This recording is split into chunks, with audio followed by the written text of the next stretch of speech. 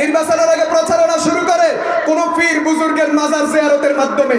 যেই পীরের মাজার জিয়ারত করে নির্বাচন শুরু করছে, পীরকে কিন্তু মানে না, পীরের আদর্শ গ্রহণ করে না, পীরের রাজনীতি গ্রহণ করে না, কিন্তু পীরের কবর জিয়ারত করে। নির্বাচন আসলে মাথায় টুপি নাই, নির্বাচন আসলে হাতে তসবিহ নাই। আমরা বাংলাদেশে এরকম বহু দেখেছি, এই দেখি হাতে তসবিহ, হাতে কি পরিস্থিতি ঘুরে গেছে, এখন হাতে অস্ত্র, আবার পরিস্থিতি ঘুরে গেছে, আবার হাতে তসবিহ। এরা হলো পরিষ্কার ধর্ম ব্যবসায়ী। ধর্মের নামে ভণ্ডামি তোমরাই করো, আমরা করি না।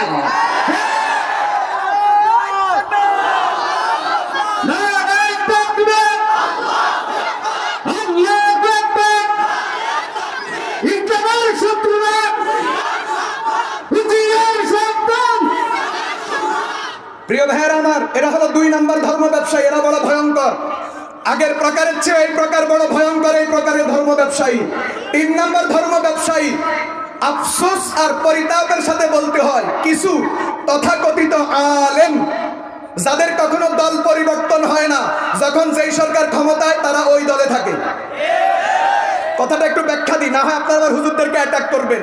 ধর্ম ব্যবসায়ী, 3 নম্বর শ্রেণীর ধর্ম ব্যবসায়ী তথাকথিত কিছু আলেম যখন যেই সরকার ক্ষমতায় থাকে, ওই সরকারের যত বৈধ অবৈধ জায়েজ না জায়েজ বিভিন্ন রকমের কর্মকাণ্ডকে বিভিন্নভাবে শরীয়তের লেভেল লাগাইতে চেষ্টা করে, অথবা যেটা সরাসরি কোরআন সুন্নাহ বিরোধী, নীরবতা অবলম্বন করে। সুযোগ থাকা সত্ত্বেও তারা প্রতিবাদ করে না, বলে না, ভুলটা ধরাইয়া দেয় না, নিজের স্বার্থ সিদ্ধির জন্য। এই জাতীয় আলেম যারা সরকারের সাথে সম্পর্ক রাখে, সরকারের পদরেহন করে, এরা হলো এই দুনিয়ার 3 নম্বর ধর্ম ব্যবসায়ী। কথা বলে ঠিক কিনা? হ্যাঁ হ্যাঁ, যে সকল আলেম মজলুম মুসলমানকে, মজলুম আলেমদেরকে মুক্ত করার জন্য, অথবা দ্বীন ইসলামের কাজ, মসজিদ মাদ্রাসা ওয়াজ মাহফিল সহ দাওয়াত তাবলীগের মেহনত সহ দ্বীনের যাবতীয় কাজকে আপন আপন গতিতে মোটামুটি সচল রাখার জন্য সরকারের সাথে, প্রশাসনের সাথে, কর্তাবর্গদের সাথে সুসম্পর্ক রেখে চলে, এরা ধর্ম ব্যবসায়ী নয়। ভালো করে বুঝেন। আপনারা গড়ে তো হুজুরদেরকে ধর্ম ব্যবসায়ী বানাইয়া দিবেন, এমনি তো সুযোগে থাকেন কেমনে হুজুরদেরকে ঘায়েল করবেন। পাইছেন একটা সুযোগ, হুজুর বলছে ধর্ম ব্যবসায়ী 3 প্রকার, 3 প্রকারের এক প্রকার হলো আলেম। সব আলেম ধর্ম ব্যবসায়ী না, ওই আলেম ধর্ম ব্যবসায়ী যেই আলেমের দল হলো যখন যেই সরকার ক্ষমতায় থাকে।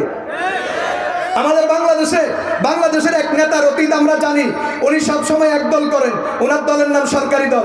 সাংবাদিকরা প্রশ্ন করে, আপনি এত দল পাল্টান কেন? একবার এই দলে যান, আবার ওই দলে যান, আবার ওই দলে যান। কয় না, আমি জীবনে কখনো দল পাল্টাই নাই, আমি একটাই দল করি, আমার দলের নাম সরকারি দল।